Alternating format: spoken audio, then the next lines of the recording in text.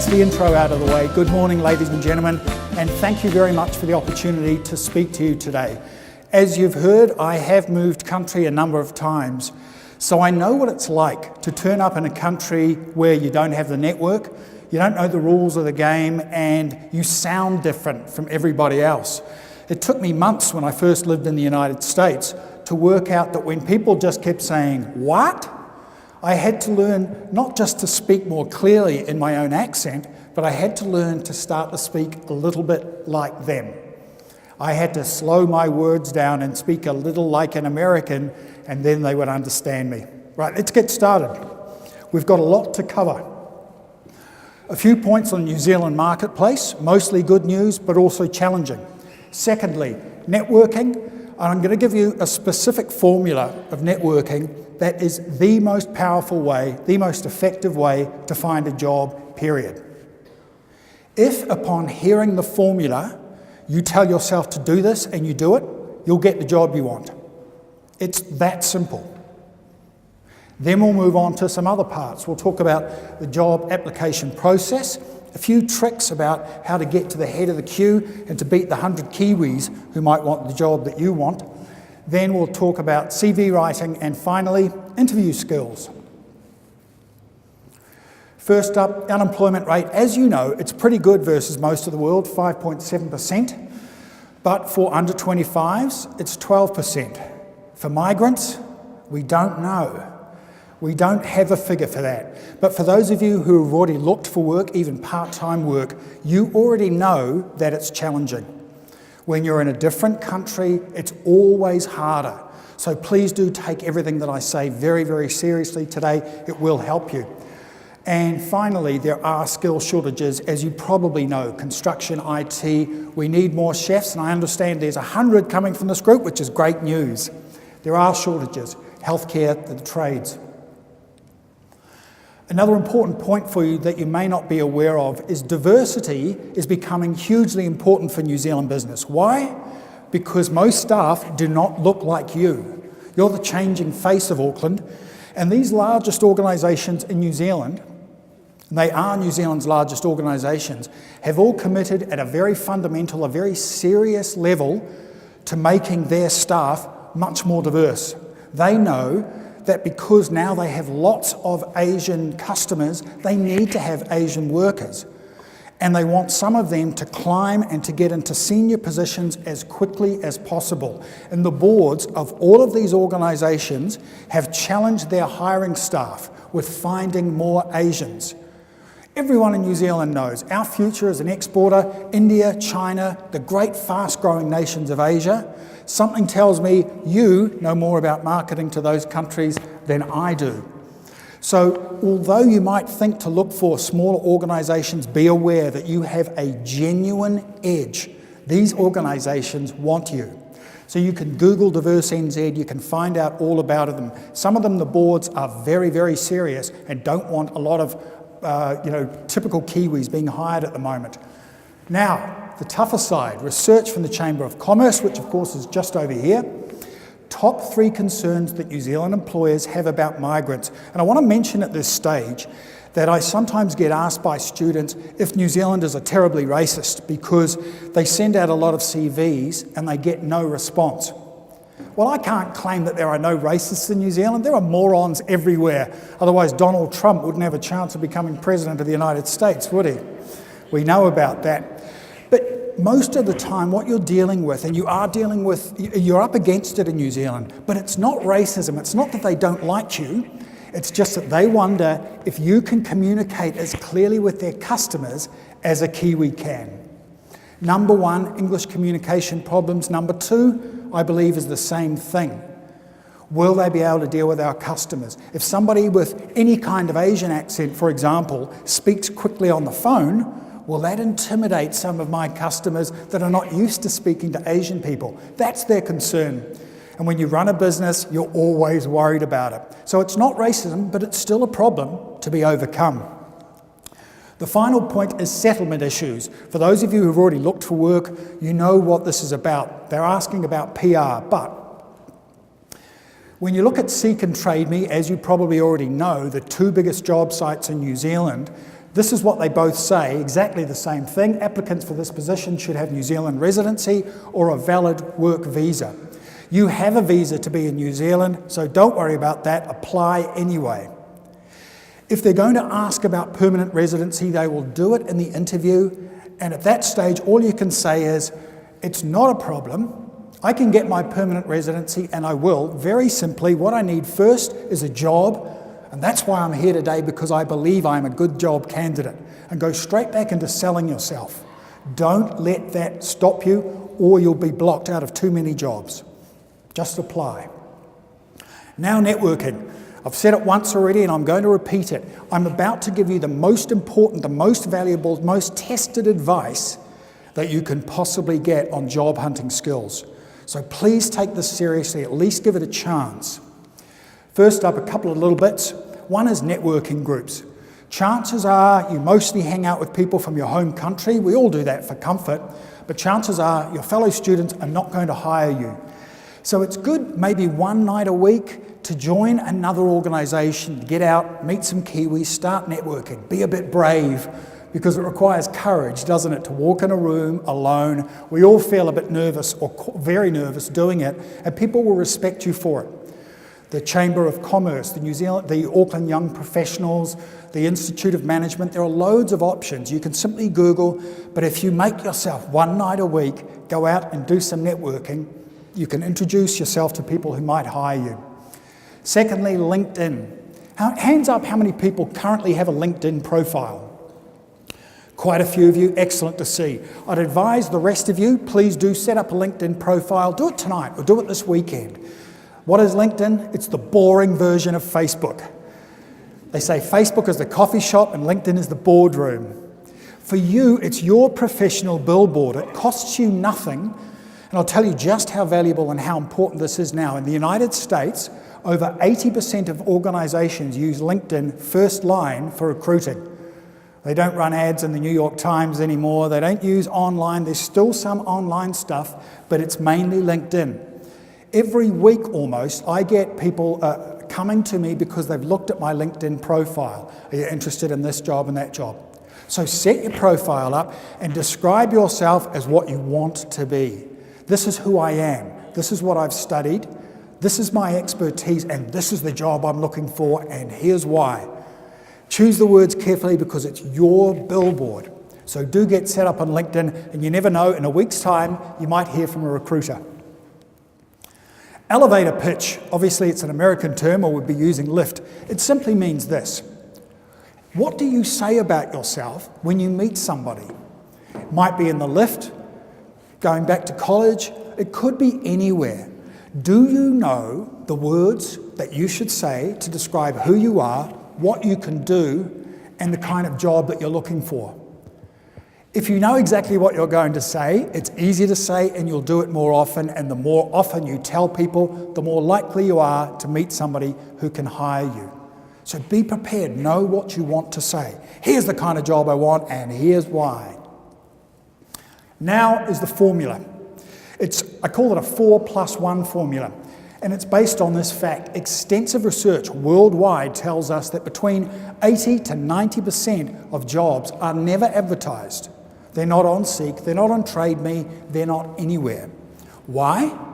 Because if I've hired you and I think you're a fantastic worker and I want to hire another you or another one, someone like you, first thing I'm going to do is ask you, have you got any mates?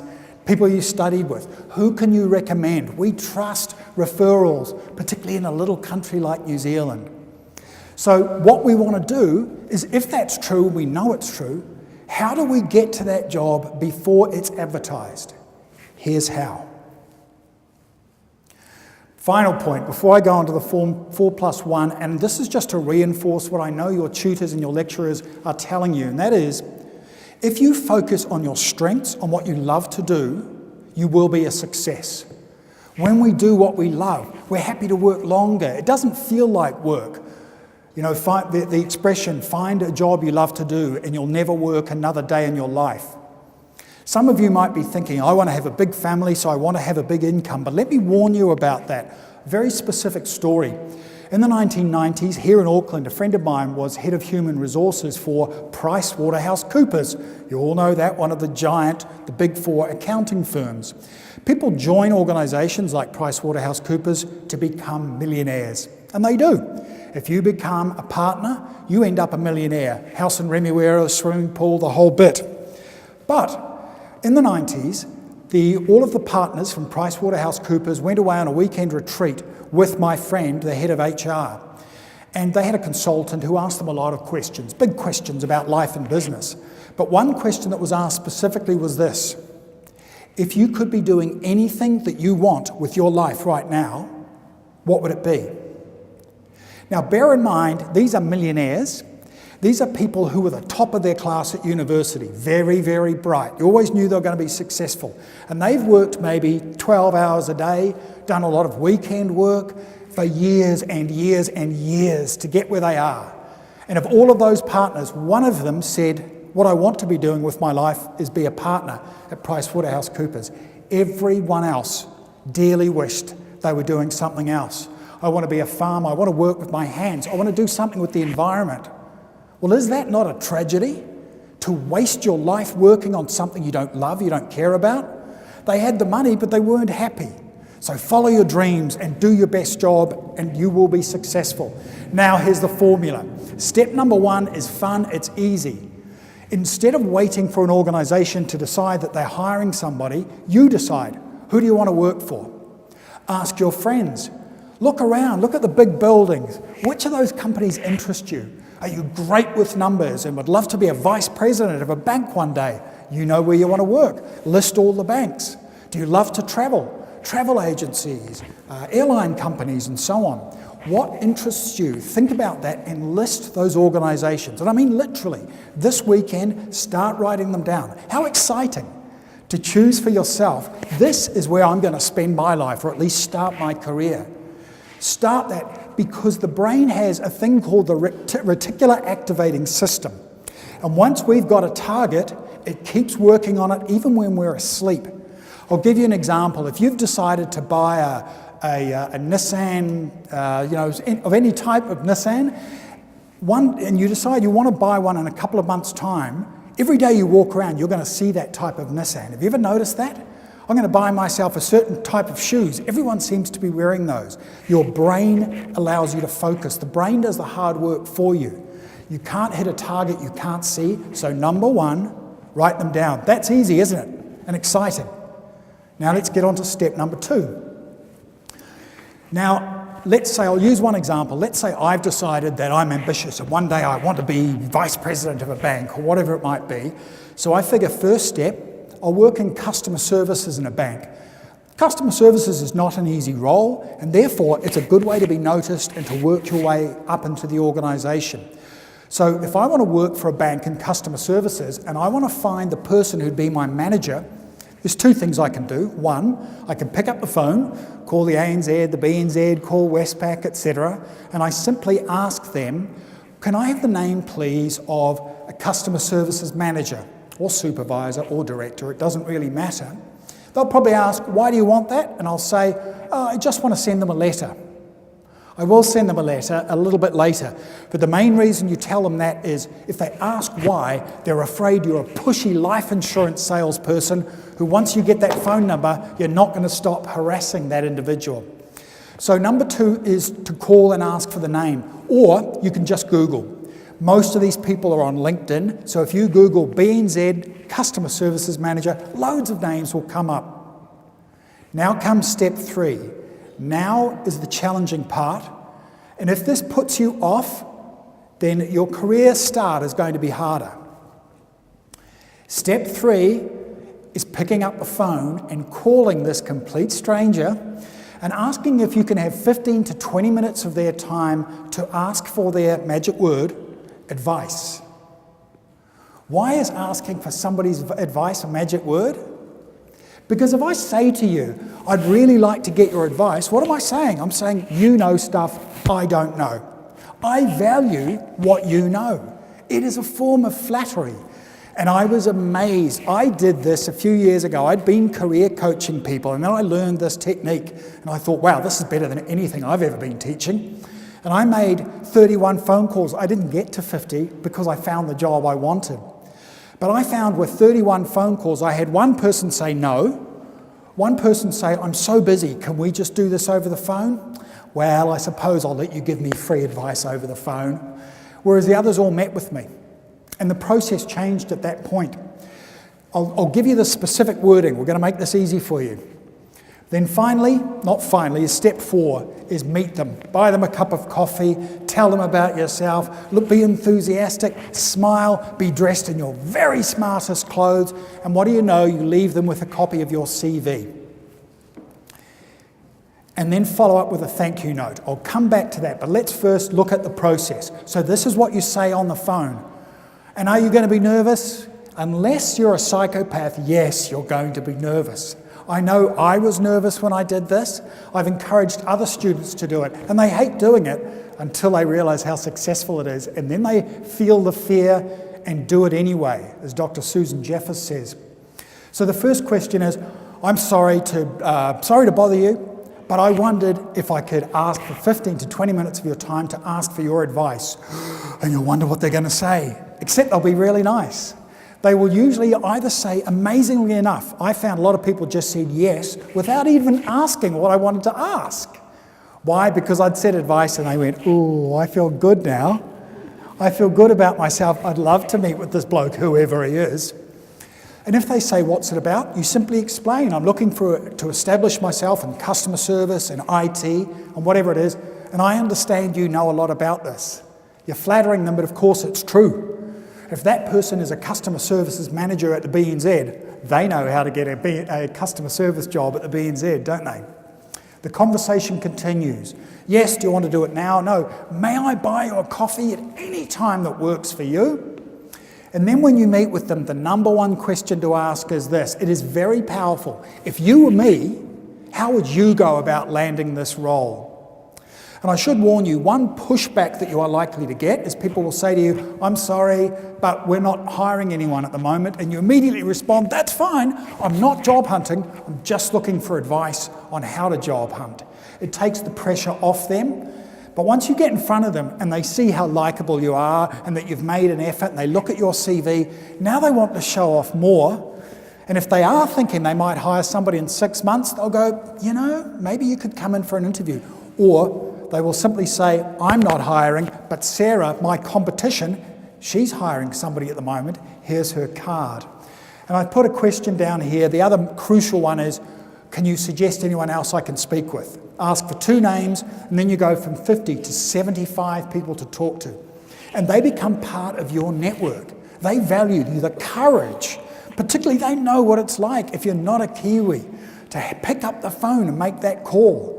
And I know you don't want to do this, but you should do it. You can also ask about internships. That can work very, very well. Volunteer to be, we don't take interns? Great, I'll be the first one. I can make you a hero. I can make you look good because I'll work very, very hard. Leave a copy of your CV and send a thank you note.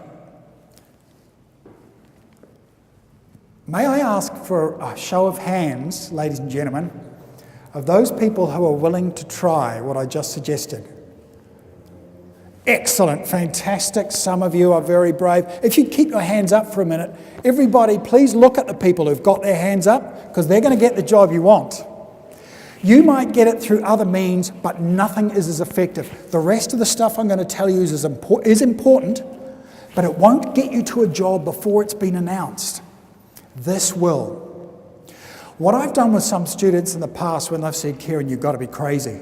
I'm not going to do this. I've said, but it's your whole future we're talking about. You feel scared for 2 minutes, you do it, it'll work, and then you'll feel great about yourself and you'll be more confident moving forward. And it works, it absolutely works. What I would suggest to you is this, 50, okay, that's scary. So don't do 50. Just pick out 3 and tell yourself, I'm going to be scared, I'm going to feel the fear, and I'm going to do it anyway. And if in those 3 phone calls you get just one say, sure, I'd love to meet for coffee, now you know it's working, and now you can do 3 more. Maybe do 3 a day. Try it, it's not as scary as you think, and it works. I'm going to move on now, but I cannot impress enough upon you how important this advice is. Finally, I've mentioned send a thank you note. What am I talking about? Thank you note. It's an old-fashioned idea. People your age, people my age didn't do it. My parents did, and then it kind of died out. There is a select group of Americans I know of that are very, very big on sending thank you notes, and their names are really easy to remember because the first one is President. From Obama right back through Reagan, I've read enough about them. Every single one of them has said at least once in their career, I doubt I would have become President of the United States if I hadn't sent so many thank you letters or thank you notes. Well, I'm not saying that you become President of the United States. Let's hope that Donald Trump doesn't know how to send thank you notes, by the way. But I'm not saying that gets you to be President. Of course it doesn't. But the advisors to the President of the United States are some of the smartest people in the world on how to influence people. They advise the President to send thank you notes, and I'm advising you to do the same thing. Kiwis aren't going to do this. Make yourself stand out. Handwrite it. Don't email, don't text. That's too easy. This research from the United States shows that in making hiring decisions, 3 out of 4 of hiring executives seriously consider thank you notes, and yet only 1 in 3 Americans sends one. If it's 1 in 3 Americans, I doubt it's 1 in 5 in New Zealand. Americans take this stuff very seriously. How important are thank you notes? A quick story for you.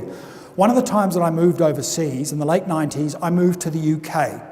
I was looking for work frantically, as always, didn't have enough in the bank to keep going for a few months, and Nissan advertised a job. And they made it very plain to me. They didn't use my name, but they made it plain they didn't want me to apply. They were hiring several people to work in the fleet sales department, but then they were hiring somebody to do the big, big stuff, to sell 1,000 cars at a time to government departments and large corporates. And they said 3 things. Don't apply unless you have at least 10 years experience in the motor industry. I had none, no day.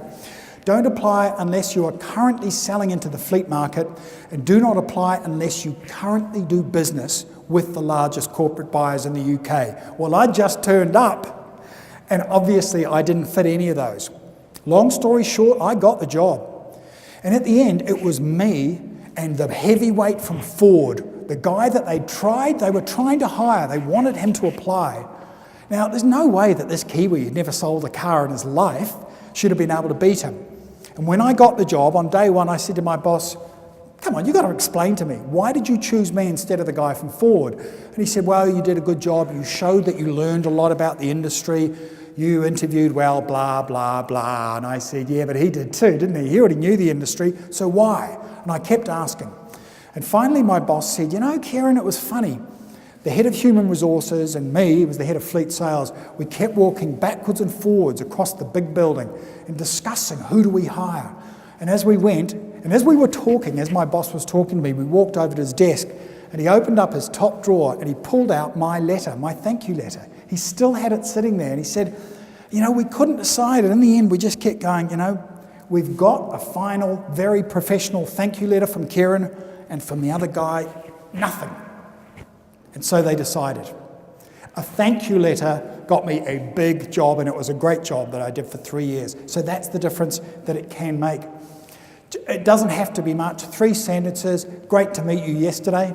Thank you for your time, and I enjoyed learning about whatever it was, and I'd like to restate, I think I'm the perfect person for the job because. And finally, send it quickly. We do know that the first thank you note, just in case anyone else sends one, which they probably won't, the first thank you note received makes the biggest impression. Okay, let's move on now to the job application. First up, how many people currently have a profile set up on Seek or Trade Me? Quite a few of you do. Excellent. I would advise those of you who are not yet looking for work to set it up anyway. Go on to both Seek and Trade Me, look for the kind of work that you'll want, and it will say, do you want me to send you these every day? Say, yes, please. You don't have to say please, it's only a software program. But that will start to tell you the kind of language they're using, the competencies, we'll come back to that, the competencies that they're looking for, and it'll just give you advice and ideas on applying for jobs. Now, you will see that it says, in fact, I believe I've got it. Nope, sorry. You will see on Seek and Trade Me, it says click here to apply. Some of you have already seen that, haven't you? You can do that, but that's only if you can't avoid it. Here's what I suggest you do. There's two reasons for this is when you apply via Seek or Trade Me, your CV goes online, and so do lots of others. There'll be 100 Kiwis applying for the same job as you. And you want to try and avoid being in the line with 100 Kiwis because you know what they're asking for, local experience. So try and avoid them. The other problem with applying via Seek is it's called an applicant tracking system and it uses software to search by keywords. And if your competencies, which again we'll come back to, are not exactly the same as on the job description, it's quite possible that your CV will not even get pulled off Seek. So the question becomes, how do you get it directly into the hiring manager's hands? Quite simply, you go back to our earlier process, track that person down. So if it's B&Z, Customer Services Manager, may I speak to the person in Customer Services who's currently hiring, please? Why do you want to speak to them? Because I would like a copy of the job description. I think I want to apply for the job. I need to know a little more. Okay, I'll put you through. That's what they will usually say. And then you can, when you speak to the person, you need a question. If the job description is available online, obviously you don't want to ask about that, but you can ask about training. That's always a good question. I wonder what training was involved. The main point is now the person's heard your voice and they've heard your name. And then if you ask for the job description, which usually they will be happy to send to you, they will usually say, what's your email address? Now you can completely ignore Seek. You email your CV and your cover letter directly to the hiring manager. But you go further than that. At the end of the cover letter, you say, I'll call you in a couple of days to make sure you've received this and to answer any questions you might have. And that gives you an excuse to call 2 days later and say, hi, it's me again. Just wanted to make sure you received my application. And now this person's thinking, whoa, she's sharp. He's sharp. I've heard the name a couple of times, but you can go further than that, and I always do, and that is send them a hard copy. Don't worry about them printing it off. Don't make them do that for you. Send them a hard copy. Take it in, ideally, if it's in Auckland, walk in, dressed in your best clothes, big smile for the receptionist, and that word will get back. Wow, we had a young man come in today and gave us this hard copy. It seemed very, very nice. Now you've been in contact 4 times and everyone else's CV is still sitting on Seek. Does that guarantee you an interview? No, of course not. Nothing does. But does it make you noticed and give you an extra chance? Absolutely, it does. So hand deliver the application, follow-up phone call, and of course, send a thank you note.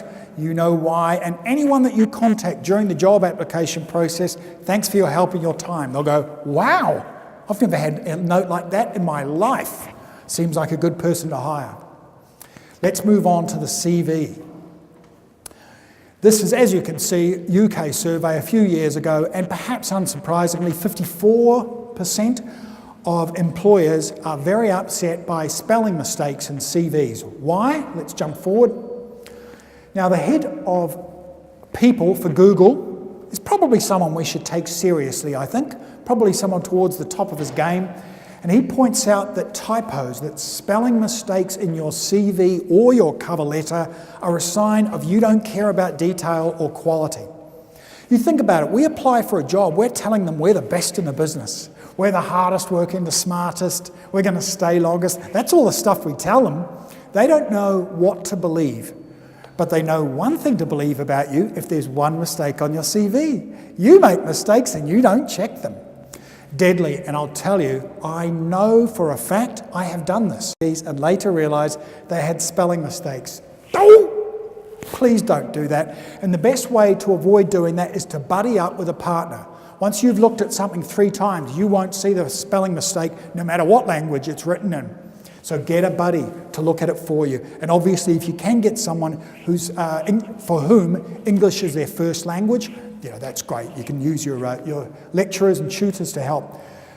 Poor layout, we don't know much about what they mean, but we do know from research that if your CV looks ugly, then it's less likely to get you an interview. And I'm not very good at making things pretty, but I have friends who are. And a female friend of mine years ago saw my CV and said, gee, that's really ugly, Kieran. And I said, what do you mean ugly? It's just a bunch of words on a page. She said, yeah, exactly. So that's why my CV now looks, like that. That's not my CV, this is mine. So I'll come back to that so you can look at it. But if you haven't got an eye for design at all, you're no good at working out whether things look good, just ask somebody who is. Mostly females, I find, not always, but mostly. Long CVs, don't worry about that. In New Zealand, up to 4 pages is fine, so don't worry about the length. Move on from here. Right, now we're talking about writing the CV specifically. I mentioned the applicant tracking system, Seek and Trade Me. They are looking for the competencies, which are the skills, the knowledge, and the personal attributes that they're hiring for. And what it says in the job description needs to be what it says in your CV. Quite closely matched. So the front page, contact details at the top, your name, your phone number, your email address, that's it. We do not put our home address on these days. Why? There's bound to be the odd lunatic stalker out there, and once your CV's on Seek, other people can see it as well. None of us need a stalker, but it's not just that, it's the ability of other people to judge you. Oh, they live in such and such a street in such and such a suburb. I don't like that. It's just personal information, that's none of their business. So phone and email. Next point is your profile at the top. Earlier I mentioned your LinkedIn profile. People will always look at your LinkedIn profile when they're hiring, so you can't be applying to be a healthcare worker on your CV and then a scientist on your LinkedIn profile. They've got to match so that people know you genuinely want this kind of job. Always be aware of that when you're sending them out. And your profile just says, here's who I am, here's what I've studied, here's what I'm good at, and this is what I'll do for you. Hard-working, whatever it might be. And then there's the key competencies, which I mentioned. So those come from the job description. You know what to put down. I'm going to come back to those in more detail very shortly. Finally, put your name and page number on every page. Why? We know from research that there have been occasions where a boss has given a junior person, please just photocopy all those CVs and give me a copy. Halfway through photocopying, they drop it. They can't work out which page goes where, and that could be embarrassing, so that one just disappears. So make it easy, name and page number on every page. Then we go into the second page, which isn't quite as critical as the front page, but I want to talk to you about how to describe your work experience. And before I say that, you may say, Kieran, that's all very well for you. You're an old geezer. You've got work experience. I'm young and I haven't. But you do have skills. And on the work experience, we are talking about the skills that we have gained and where we've gained them. I'll give you an example of what I mean. A few years ago, I was coaching somebody who gave me a CV, and it was a very impressive CV of a woman about 40 years old. She talked about her skills, her competencies, and they included crisis management, event management, dealing with difficult people, a number of good, solid people competencies. And it wasn't until I got to the end of the CV that I realised that she'd never had a job. She was a mother of 4 children. And all she did was sit down and ask herself, what skills have I got? Well, if you can look after 4 kids all day without going crazy, then you've got some skills. And she genuinely did have crisis management, event management. She just knew how to analyse her skills and to be bold about them. And when she told me that, no one would ever dare go, you're just a mum. No one, because that's not how she described herself. And it was accurate. So any sports club that you've been involved with, if you've done fundraising, that is a fantastic skill to list down. If you were the vice captain of your cricket club back home in India, that means you have leadership skills. It means you turn up on time. It means you practice. It tells a lot about you. And if you've worked just 2 hours a week in Countdown, it means you're reliable with customers, you're reliable for turning up on time, etc., etc. Part-time, volunteer, interests, they can all be literally put down as genuine skills. Just think about, what are you good at? Where did that come from? And when you write it, so you write the organisation name, the job title, which, as I say, could be volunteer, could be whatever. Then the way you describe the job, it's important to break it into 2 pieces. Responsibilities, which you write as if you're telling somebody to do it. So telephone skills It wouldn't be answered the telephone. That's not an order. If I want you to answer the telephone, I say, answer the telephone. So that's the way we write it. Whereas then we want to move on to achievements. Any kind of proof that we did a good job. And if you work in sales, you can say, I was in the top 10%. But in most jobs, you can't do that. So you've got to look for other evidence. And it might be as simple as the manager of the company said that the customers always smiled when I was working.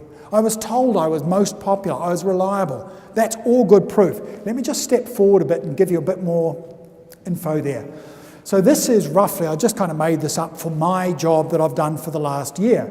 So this is my breaking this one role down into responsibilities and achievements. So the first part is like an order, like my boss is telling me to do it. Create business development and marketing strategy. So that's the language, that's the way we write it. Increase brand recognition. You can imagine my name at the end of it. Increase brand recognition, Kieran. That's the way it's written, like an order. Win new clients in our specific target markets. Now I go on to talk about what I've achieved. The language changes to in the past. So the board approved my full business development and marketing strategy. So that's a big tick against that one. I created a full database of prospects. See, it's in the past tense. And the other thing you'll notice is there's no I, there's no me in there. Why? Because if I put I and me, it just makes the reader more conscious that I'm writing it, and I could be like Donald Trump, I could be making stuff up on every line. It's quite possible. So we write it as if another party was writing it about us, a third party. You can Google this advice anytime, how to write responsibilities and achievements. Finally, education, that can go right on the front page, can go on the back page. It doesn't matter too much. You'll probably be very rightly proud of your diploma or your certificate and might want to put that on the front page. Finally, interests. The reason that people ask us about interest, it's not because they care whether we're fanatical about baseball or cricket. It's because they want to know one thing about us.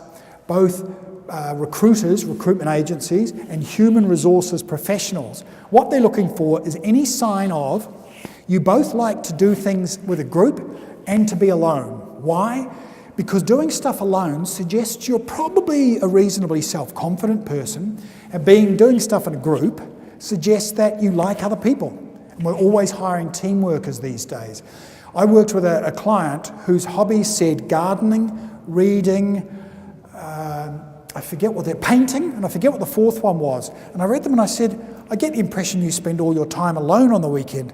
And she said, actually, Kieran, what I most like to do is ride with my motorcycle club. I said, well, put it down. And she said, but they might think I'm a gangster. No, they're not going to think you're a gangster. The point is, do you hang out with friends and do you have an interest that's alone? That's the main thing to put in interests. Okay, the CV, and this is actually literally the front page of my CV. That's a template I used off the web, and believe me, it's a lot better looking than the CV I used to have 5 years ago, which was just jarring and quite hard to follow. Using a template off the web is a good idea. Okay, coming back now to competencies. I mentioned using the example of I want to apply for customer services. So I Googled customer services competencies. This is what they're asking for when they're asking to hire somebody in customer service. Compliance, listening, oral communication. So on the left, we've got customer service or customer care. On the right, inbound sales. Now the question becomes, how do I describe this? How do I tell them that I've got these competencies? And we use a formula. You might have heard of the STAR or the CAR formula. I like the CAR formula because I like to keep it simple because I'm a simple guy. But the CAR formula says, for each competency, you need a little story to describe the fact that you have that competency or that skill or that personal attribute or that knowledge. When they ask, and in interviews these days, they typically will ask, tell me about a time when you have shown, let's say you were composed under pressure. So you need to come up with a story about your life where you're composed under pressure. And here's a simple one for me. So I've got the competency at the top, composure under pressure. It's a very common one that you see in customer services. So if I'm your age, how do I tell them I'm composed under pressure? I tell this true story from when I was 17 years old, living in Hamilton. Across the street there was a dairy, and I worked in the dairy part-time after school. And the first time I was left alone by the boss, I was a bit flustered and I shortchanged a regular customer, and he was not happy. He thought that the smart aleck youngster was trying to steal from him. And he said, "Hey, you're trying to steal." My reaction was automatic. I simply went to the till, I grabbed the $20, I knew he wouldn't be lying, and I rushed around the front and I said, "I am so sorry, sir. Please accept my apologies. I just knew and I'm flustered." And he said, "Oh, no worries, no worries. I thought you were trying it on." And he smiled and he walked out. It's a tiny little story, but it is a perfectly adequate description of that competency. So if I know they're going to ask me about that, all I need to do in my own mind is have that story ready. The CAR formula is the context, the situation. Context was, I was working in a dairy, I was new, and I made a mistake and the guy got angry. The A of the CAR is the action, what you did, and the R is the result. And if you answer every question with the context about the story, the action you took, and the result that occurred, they won't ask you further questions on that subject. You've covered it off. It is a very powerful way to answer, but more than that, you can write it down on a piece of paper like this days before the interview. So as soon as they ask the question about oral communication, I know to say, "I was vice captain of a cricket club." Not with my bowling, I can tell you, but that's another story. So I've got it written down. I can think context, action, result. I know what to say. So instead of breaking out into a sweat and going all dry mouth, I just tell the story that I'm ready to tell. Does that make sense? And in interviewing, there's only two types of questions. There's the obvious questions. Why do you want to work here? Why do you want to work here, and what do you know about this organisation, by the way, are the two most important questions. Where do you want to be in 5 years? What are your strengths and weaknesses? You can Google the obvious questions, and so you prepare for them. The other group of questions are specifically about those skills or those competencies. So again, you get your story ready in advance, which means you'll be better prepared than the average Kiwi in the interview. So let's move on to the interview. So now we're imagining we're standing outside, we're waiting to enter for the interview. We're not nervous, are we? Again, unless you're psychotic, unless you have extraordinarily low empathy, of course you're nervous. So we just got to work out, how do we work with our nerves? Now the first thing about winning an interview is two things, and we know this from research over and over and over. This is how to win. It's your knowledge of the organisation, and it's your enthusiasm for both the organisation and the specific job that you're applying for. Knowledge. Again, quick story from my background. I arrived back in New Zealand from New York in 1992, and I had it in my head that I wanted to go into pharmaceutical sales. Good money, various other reasons. Not too hard, I thought. But the problem was, to go into pharmaceutical sales, they want you to have a degree in science. Nah. They want you to have background in sales. Nah, I didn't have any of the right stuff. I wasn't a pharmacist, I wasn't a nurse. So I applied for all of the pharmaceutical jobs going, and the polite ones sent me a letter saying, nah. The other ones just didn't bother writing. Till finally I found one that made it clear they only had one rep in New Zealand, and they needed a hard worker. They made it plain that that was the biggest single thing they were looking for, and I thought, aha!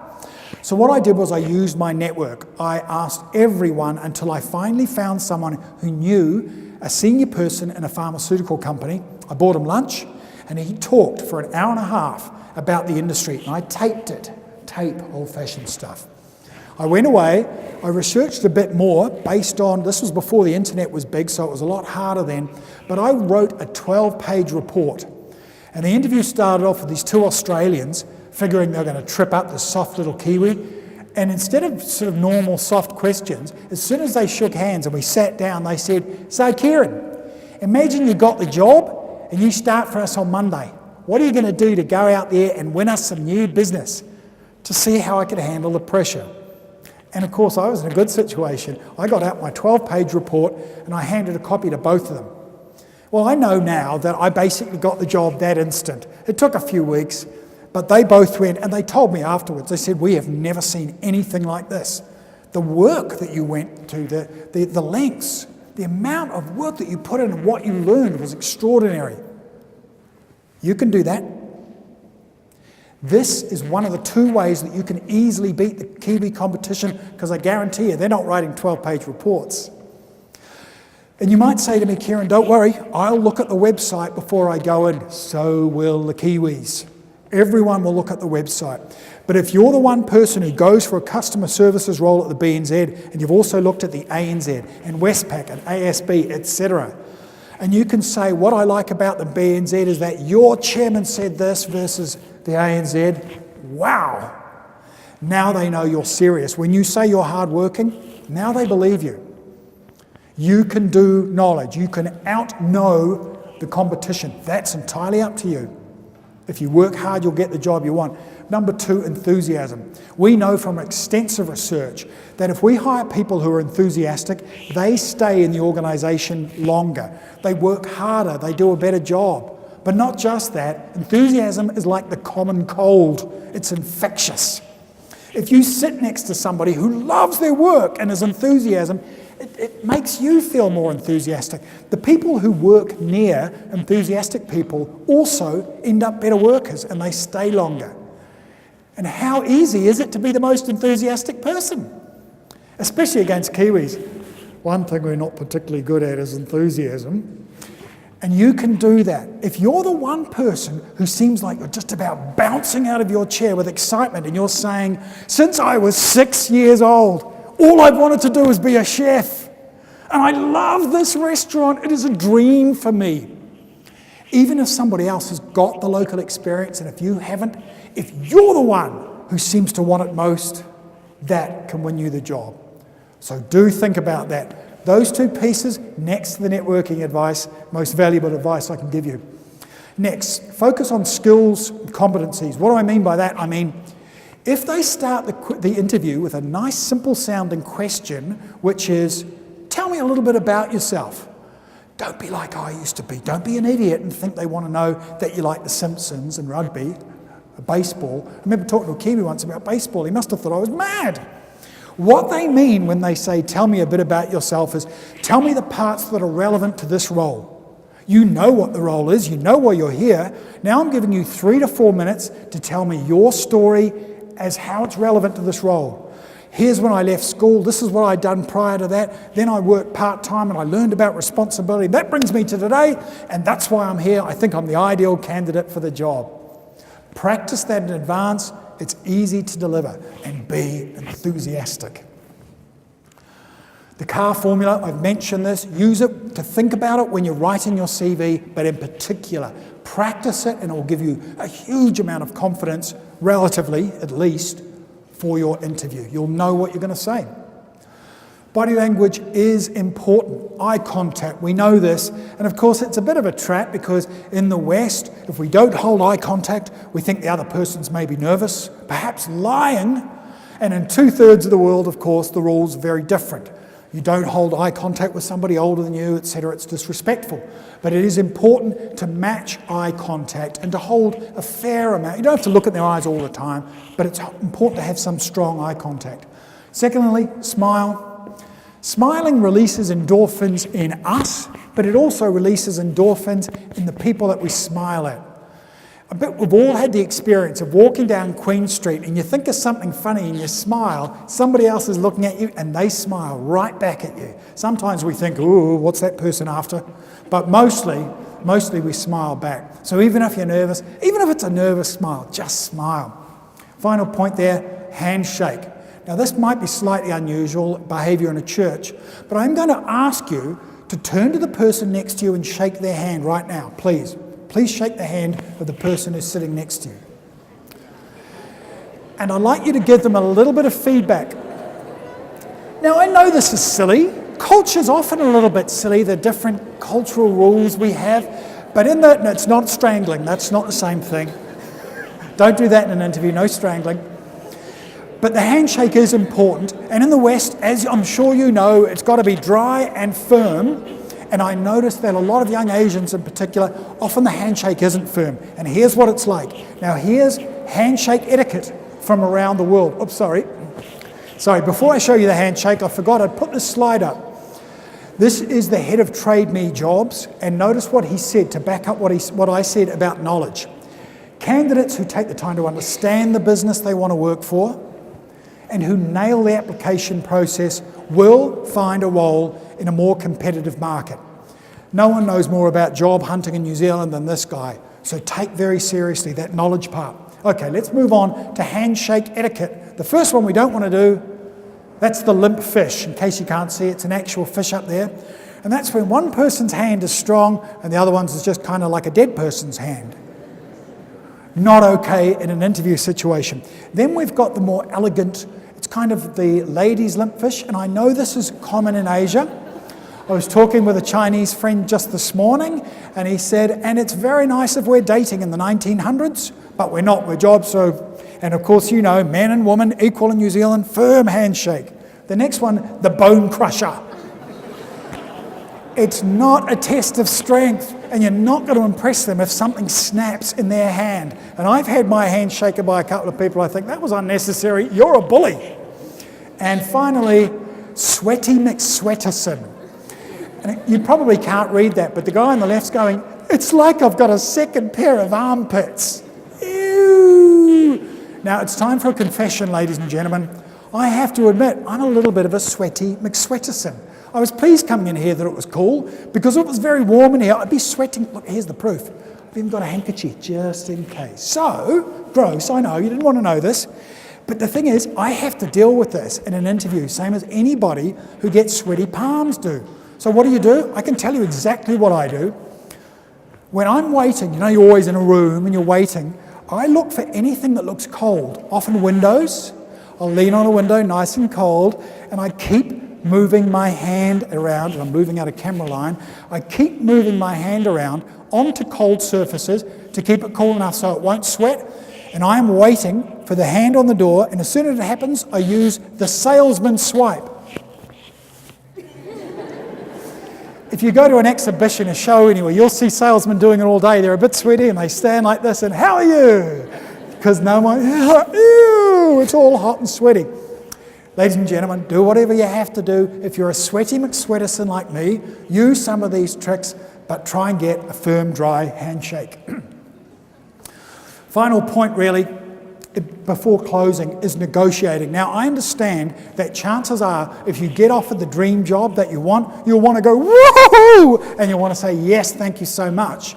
But my advice to you quite strongly is this, based on two crucial figures. One is 90% of employers have never withdrawn an offer based on somebody asking for more. It's very unlikely to happen. And that's in the States. I bet it's much higher than 90% in New Zealand. And 74% of employers keep about 5 to 10% more money up their sleeves just to make sure you'll take the job. So here's what you do. Usually you'll be on the phone, but maybe you're so impressive that after a second interview they go, you know what, we'd like to offer you the job. And here's what you say. You take a deep breath and don't go, oh, thank you very much. Instead you're cool about it and you go, thank you very much. I'm really excited for this opportunity, and I think it's exactly the job I want. It's such an important decision for me. What I want to do is take 1 or 2 days to talk to my family and my friends and make sure it's absolutely the right decision. Now, first of all, you're going to win respect, because suddenly you don't seem like a nervous young person. You seem like a business person. This is a deal, and you're making the best deal for yourself. But now imagine the emotions of the person who's trying to hire you.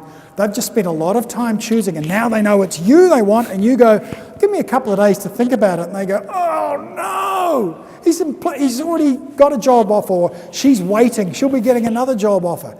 You put the pressure suddenly off you, and it's on them.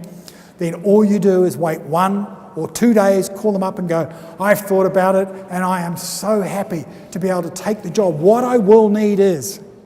And then you ask for what you want. An extra $2,000 on the salary, a car park, gym membership. Justify it. Say, my family needs just a slightly higher salary, whatever it might be. The reason to do it is this. Let's say it is the BNZ and you join it and you stay at the BNZ for 25 years. And every year your salary goes up 2 or 3%. That extra $3,000 that you got in year 1, in year 20 is worth thousands of dollars. It's worth negotiating, and yes, it's nerve-wracking, but if you do it in the 2 steps, I'll talk to my family and come back to you, they can't object. And of course, if they turn around and go, no, we're not giving you anything else, you go, I want the job so much, I'll take it anyway. Job done. Okay, ladies and gentlemen, some resources for you. You know about Seek and TradeMe. There's LinkedIn. TradeMe has a salary guide. These days it can be difficult to work out what the salary is. They'd like to hire you for cheap if they're mean. So you want to work out what a realistic salary is. There's also commission-only sales jobs. Now I know most of you might go, oh, horrible thing. The thing about those jobs is they're easy to get. And if you need your PR and time is running out, it's something you can consider. You know, just be brave for a couple of months, door knock, and you've got a job. So it's a possibility. And finally, if you have any doubt in your mind about what your genuine skills, talents are, you know, I like IT and I like healthcare, and I'm not sure which way to go, this Gallup Strengths Finder is very highly regarded. It costs about $10 US to do, takes about 10 minutes. Few questions and it will feed you back, these are your greatest strengths in order. So if in doubt, that's a good way to find out. I've mentioned internships, and I'm about to come back to an example, but sometimes if you are struggling to get work, paid work, going and you know you can do the job and you are a hard worker, you can go in as an intern and then they won't want to lose you. They'll be afraid you'll go to the competition if you're any good, and I'm sure you are. So you can look at these up on the internet. Now I want to tell you a quick success story. I met this gentleman, Lamon Ghosh, as you can see, 2012. He's a migrant from Bangladesh. He studied at another PTE, then he also did something at the New Zealand Marketing Association. He came to me because he was very, very scared. He only had a few months left to get his PR, and I said, Lamon, don't worry, you will do it because you're going to follow my instructions. And he said, I'm not going to do the 50 phone calls thing. And I said, all right, you're going to do 3. And he was terrified. And I said, all right, here's the deal. We sit in a room together. I make the first call, and if I can get an appointment, then you make the other 2, right? And he looked at me like I was crazy. And he was thinking, how can he be me? He doesn't know I'm pretty good with accents. So I made the first call, got the appointment. He made the others. He ended up, as I say here, he got an internship with Pure SEO just down the street there. They turned that into a digital marketing consultant role. Then he applied ahead of his boss. He and his boss at Pure SEO both applied to Starcom MediaVest Group. Who are they? Part of Publicis, one of the big 4 advertising groups in the world. So he stepped up over his boss, got this role, and down there on the bottom right, that's his new Audi A4. He loves the work he's doing, he's very happy, he is on the way up, and he did it simply by following the instructions I've given you today. You can do it. So it is your time to shine. And the distance between dreams and reality is action. Ladies and gentlemen, just do it. Thank you.